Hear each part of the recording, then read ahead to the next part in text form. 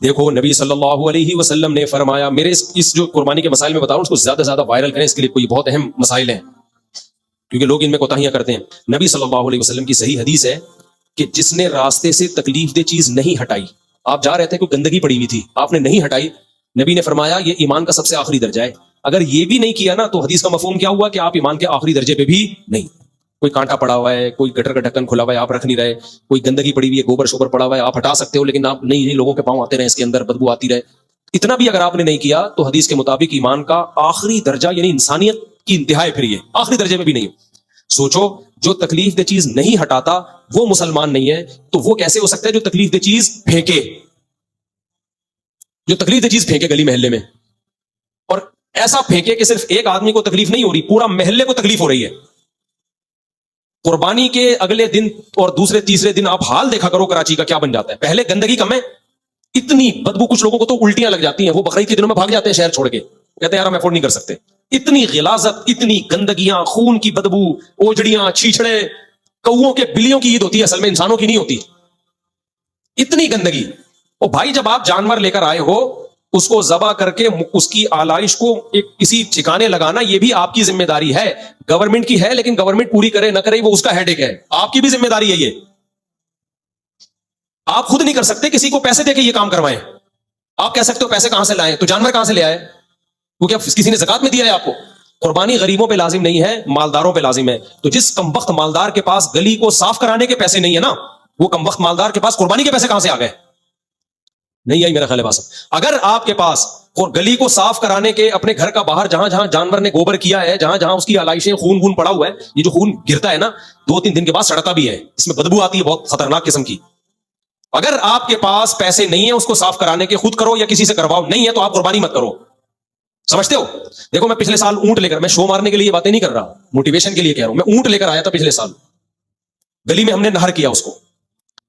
اب جب میں نے نہر کیا ہے، میں نے قصائی سے بولا تھا کہ ایک بوٹی بھی، ایک چیچڑا، ایک خون کا نشان بھی مجھے گلی میں نظر آیا نا 2 گھنٹے کے بعد، ایسی کی تیسی، یہ اونٹ کی جگہ چھوٹے پہ کون بندہ ہوا ہوگا؟ آپ بندے رہے ہوگے۔ آپ پیسے زیادہ لے لو لیکن صفائی پوری ہو، اور پیسے پورے نہ پکڑائیں۔ قصائی یہ کام نہیں کرتا تو کوئی جمعدار سے کام لیں، آپ گلی محلے میں ہوتے ہیں سویپر گھوم رہے ہوتے ہیں، ہم نے، مجھے یاد ہے قصائی سے نہیں کسی سویپر سے کام لیا تھا، قصائی تو کر کے چلا گیا۔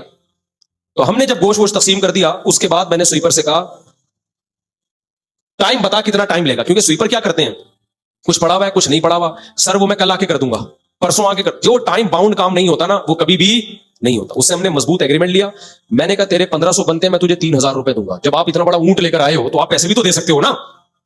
میں نے کہا میں تجھے 1.5، وہ کہہ رہا تھا 1500 دے دو، میں نے کہا 1.5 نہیں، ہم تمہیں کتنے دیں گے؟ بولو 3000۔ کنجوسی جو ہے نا بری چیز ہے، وہ کام بھی تو آپ اس سے دبا کے لے رہے ہو نا۔ وہ کہہ رہا 1500، میں نے کہا میں 3000 دوں گا، لوگ کیا کہہ رہے ہیں 1.5 نہیں، میں تجھے 750 دوں گا، میں تجھے 850 دوں گا، چل 850 نہیں 5 روپے اور بڑھا لے، پھر کام بھی ایسا ہی ہوگا۔ میں نے اس کو اتنا خوش ہو گیا نا، 1.5 کے بجائے جب 3 سنے گا تو خوش نہیں ہوگا۔ میں نے کہا 1.5 کے بجائے تو 3 لے لے، لیکن 1 گھنٹے بعد ایک چیچڑا نظر آیا نا، چیچڑا اچھا نہیں ہوگا، بتا رہا ہوں میں، ایک چیچڑا، کوئی خون کچھ بھی نہیں ہونا چاہیے، ایسے لگے جیسے یہاں قربانی ہوئی نہیں ہے، ایسا ہونا چاہیے ماحول۔ اور یہ جو اندر ہم نے گوشت بانٹا، میں نے کہا سرف سے پورا دھو کے نا، چمکا کے، ایسا کہ لگے ہی نہیں، تو کیا نا اس نے۔ جب آپ 1.5 کے کتنے دے رہے ہو؟ 3000 دے رہے ہو، تو وہ بلڈ جہاں جہاں نشان تھے اس پہ لا کے اس نے چونا ڈالا ہے، بالکل وہ چونے سے ختم، پتہ ہی چلا، اور گلی زیادہ صاف ہو گئی تھی، سمجھ رہے ہو؟ چونا ڈال کے نا بالکل وائٹ وائٹ، بالکل انبوجھا چونا ہوتا ہے، وہ زیادہ فائدہ مند ہے۔ تو اونٹ ذبح کیا ہے اور 2 گھنٹے کے بعد لگتا ہی نہیں تھا کہ اس گلی میں کوئی جانور کبھی ذبح ہو۔ تو بھائی اگر آپ یہ کر سکتے ہو تو اونٹ لے کر آؤ، گائے لے کر آؤ، نہیں کر سکتے تو آپ قربانی نہ کریں، کیونکہ ایسی صورت میں ثواب کے بجائے گناہ زیادہ ہو، اسلام کو بھی بدنام کرو گے۔ کوئی گورا آ جائے ہمارے ملک میں بقرعید کے تیسرے دن، اور اوجڑیاں اور چیچڑے اور غلاظتیں اور کھوپڑیوں میں گھسے ہوئے کیڑے، جو نہیں جانوروں کی کھوپڑیاں کچرا کنڈی پہ پڑی ہوئی ہوتی ہیں، اس میں کیڑے اور مطاف مکھیاں، وہ کہے گا یار یہ تمہارے باپ ابراہیم کی سنت ہے، جو تم کہتے ہو ہمارے باپ ابراہیم علیہ السلام کی، یہ ہے، یہ گندگی ہے تمہارے مذہب میں، تم ویسے تقریریں کرتے پھر تو کہ صفائی نصف ایمان ہے۔ تو گورنمنٹ بھی کبھی کی بھی ذمہ داری ہے، وہ پوری کرے نہ کرے، یہ میری اور آپ کی ذمہ داری ہے کہ ہم نے جب جانور کرنا ہے تو اس کو نام و نشان وہاں سے ختم کرنا ہے، سمجھتے ہو؟ یہ ہر شخص جب یہ اہتمام کرے گا تو گندگی نہیں ہو۔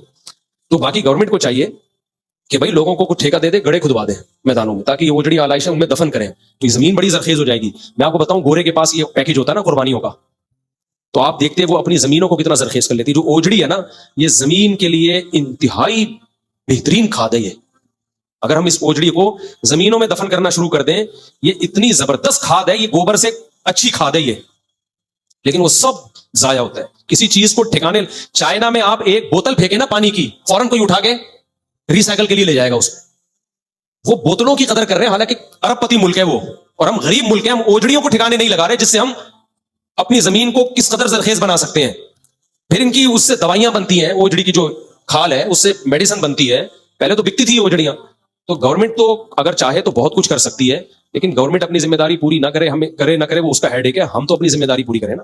تو اس لیے ان آلائشوں کو ٹھکانے لگانا کس کی ذمہ داری؟ ہماری. اگر نہیں لگایا قربانی کا اجر ضائع ہو سکتا ہے. گندگی کو, جو نبی نے کچا پیاز کھا کے مسجد میں آنے سے منع کیا ہے, تو جس مذہب میں بدبو اتنی بری چیز ہو, کچے پیاز کی بدبو برداشت نہ ہو رہی ہو, وہ قربانی کی اوجڑیاں اور سڑے ہوئے جو گوشت کے چھیچڑے پڑے ہوئے ہوتے ہیں وہ برداشت ہو جائے گا؟ تو نبی صلی اللہ علیہ وسلم ہمارے دور میں ہوتے تو کیا کس قدر غضبناک ہوتے. حضرت عائشہ فرماتی ہیں, حدیث کا مفہوم ہے, نبی کو بدبو سے جتنی نفرت تھی شاید کسی اور چیز سے نہیں تھی. آپ کو بہت سخت نفرت تھی بدبو سے, تو اور ہمیں بدبو سے جتنی محبت ہو گئی ہے اتنی کسی چیز سے. بدبو کا علاج ہم یہ کرتے ہیں, اسپرے کر دیتے ہیں. جب دیکھتے ہیں لوگ بلڈ کی اسمیل بہت آ رہی ہے, لا کے اسپرے مارو. ابے اس سے اسمیل ختم تھوڑی ہو رہی ہے, وہ بدبو میں خوشبو مل کے ایک نئی چیز پیدا ہو رہی ہے اس سے. خوشبو کا مطلب تو ہوتا ہے پہلے نہا کے صاف ہو جاؤ پھر خوشبو لگاؤ. پسینے کی بدبو کو چھپانے کے لیے خوشبو لگاؤ گے وہ بات تھوڑی ہوگی. ایسے تو تھوڑے دنوں میں تم عجیب سی چیز بن جاؤ گے. تو یہ بات سمجھ میں آ رہی ہے. اس کلپ کو زیادہ سے زیادہ پھیلائیں, وائرل کریں, کہ صفائی ستھرائی کا خیال کریں بہت زیادہ. قربانی کا ہو گیا دوسرا مسئلہ, صفائی ستھرائی کا ہو گیا تیسرا مسئلہ. جب قربانی کے جانور کا گوشت تقسیم ہوگا, گائے میں اونٹ میں 7 حصے, تو تول کے تقسیم کرنا واجب ہے, کیونکہ گوشت ربوی اموال میں سے ہے, یعنی سودی اموال میں سے ہے. جب ہم گائے کے 7 حصے کرتے ہیں تو اصل میں گوشت کے بدلے میں فروخت کر رہا ہوتا ہے ایک شریک دوسرے شریک کو, اور گوشت کے بدلے میں جب گوشت فروخت ہوگا تو برابری ضروری ہے, اور گوشت میں برابری وزن کے ذریعے ہے, اندازے سے شریعت میں نہیں ہے. تو سود کی وجہ سے وہ حرام ہو جائے گا, کسی کے لیے بھی کھانا جائز نہیں ہوگا.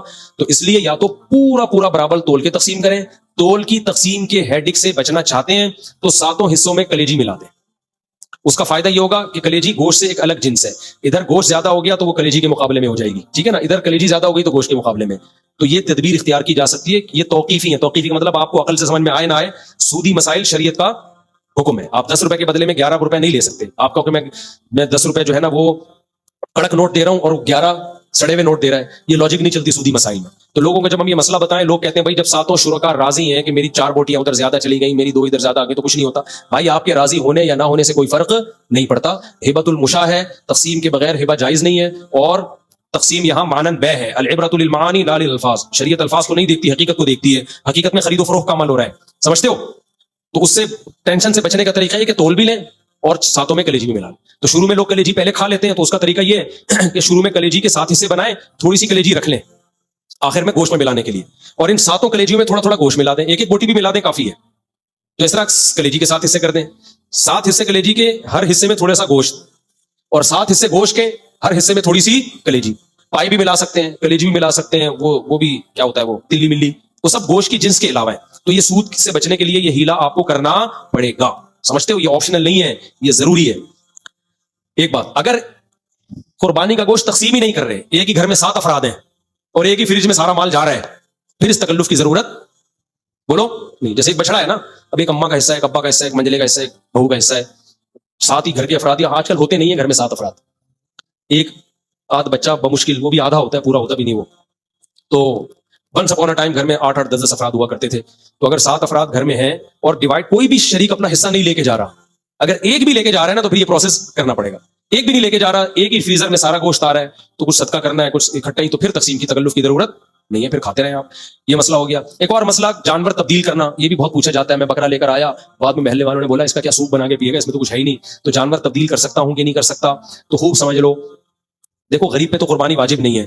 جب وہ جانور لے کر آیا نا تو اس پر وہ جانور لازم ہو گیا, کیونکہ اس نے قربانی کی نیت سے خریدا ہے. اب وہ تو اس پہ متعین ہو گیا, کیونکہ اس پہ قربانی واجب تھی نہیں. وہ جب اس نے جانور قربانی کی نیت سے خریدا, تو یہ خریدنا یہ مانن نظر ہے, ایک طرح سے منت ہے کہ اب یہ میں نے اللہ کے نام نامزد کر دیا, تو اس پر تو وہ جانور لازم ہو گیا. اگر وہ تبدیل کرتا ہے تو پھر اتنی ہی مالیت کا جانور اس کو دوبارہ لینا پڑے گا, اسے سستا نہیں لے سکتا. اور اگر وہ جانور گم گیا تو قربانی ساقط ہو گئی, مر گیا تو بھی ساقط ہو گئی, کیونکہ اسی جانور کے ساتھ قربانی متعلق تھی, وہ گیا تو قربانی بھی ساقط. دوبارہ لازم نہیں ہے. مالدار پر پہلے سے لازم ہے تو وہ خریدنے سے لازم نہیں ہوتی, وہ پہلے سے لازم ہے اس کے اوپر, تو اس لیے وہ جانور خریدے گا تو چینج بھی کر سکتا ہے. جانور گم گیا مر گیا تو دوبارہ بھی کرنی پڑے گی اس کو. سمجھتے ہو کہ نہیں سمجھتے ہو؟ تو اس لیے اگر آپ جانور لے کر آئے, اب آپ کا دل, اگر پیسے والے ہیں آپ, دل کسی اور کی گائے پہ آ گیا آپ کا, صحیح ہے نا, تو پھر آپ اس سے ایکسچینج بھی کر سکتے ہیں, تبدیل بھی کر سکتے ہیں, تو یہ جائز ہے آپ کے لیے. سمجھتے ہو؟ گم گیا تو دوبارہ کرنا پڑے گا, مالدار پہ غریب پہ گم گیا تو دوبارہ لازم نہیں ہے. قربانی کب تک کی جا سکتی ہے؟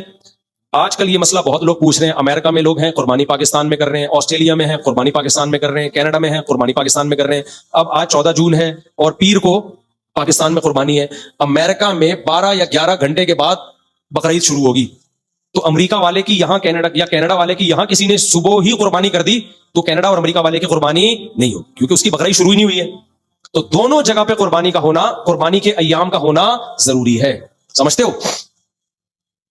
جو قربانی کرنے والا ہے اس کے ہاں بھی بقرعید ہو, اور جدھر قربانی ہو رہی ہے وہاں بھی کیا ہو, بقرعید. تو جو کینیڈا والے پاکستان میں قربانی کر رہے ہیں تو یہاں پاکستان میں وہ 12 گھنٹے کے بعد جانور کو ذبح کریں تاکہ وہاں عید کی نماز ہو چکی ہو. صرف اتنا کافی نہیں ہے کہ وہاں عید کی نماز بھی ہو چکی ہو. سمجھتے ہو؟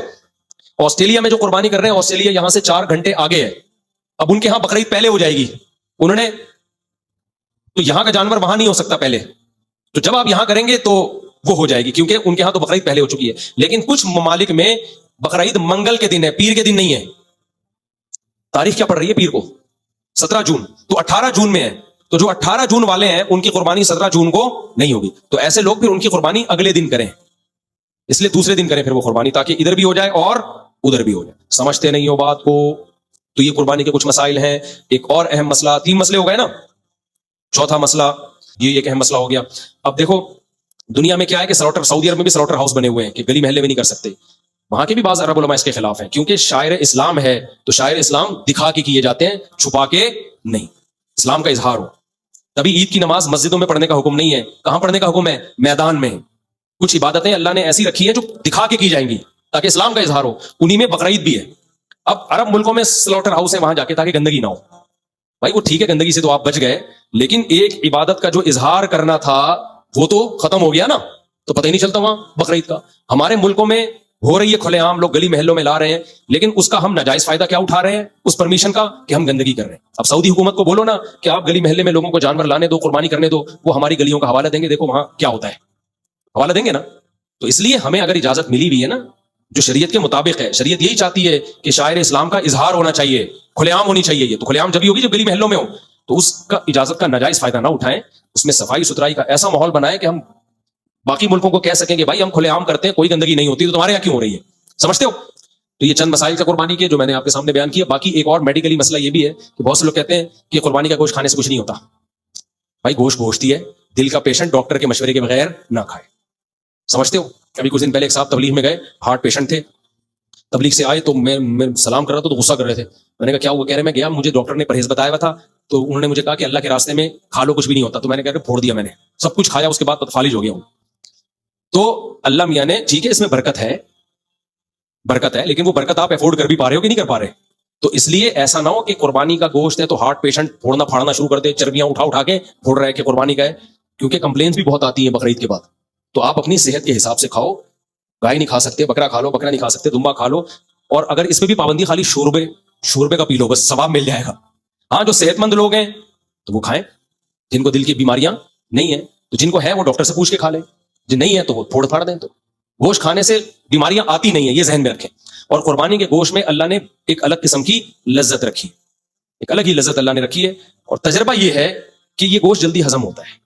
لیکن میں اپنا تجربہ صرف شیئر کر رہا ہوں, میں کوئی ڈاکٹر نہیں ہوں کہ اس تجربے کے چکر میں آپ کو میں تجربے کی بھیٹ ہی نہ چڑھا دوں کہیں.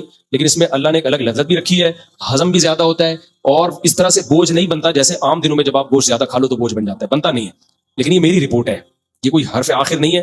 تو حرف جو میڈیکل سائنس کی بات ہے وہ یہی ہے کہ جن لوگوں پر گوشت پر پرہیز ہے بیماریوں کی وجہ سے, تو وہ ذرا ہاتھ بولو ہلکا رکھیں, ٹھیک ہے نا. یہ نہ سمجھیں کہ قربانی ہے تو کچھ بھی نہیں ہوگا, جو دنیا کے اسباب ہیں وہ بہرحال اثر کرتے ہیں. تو یہ چند باتیں تھی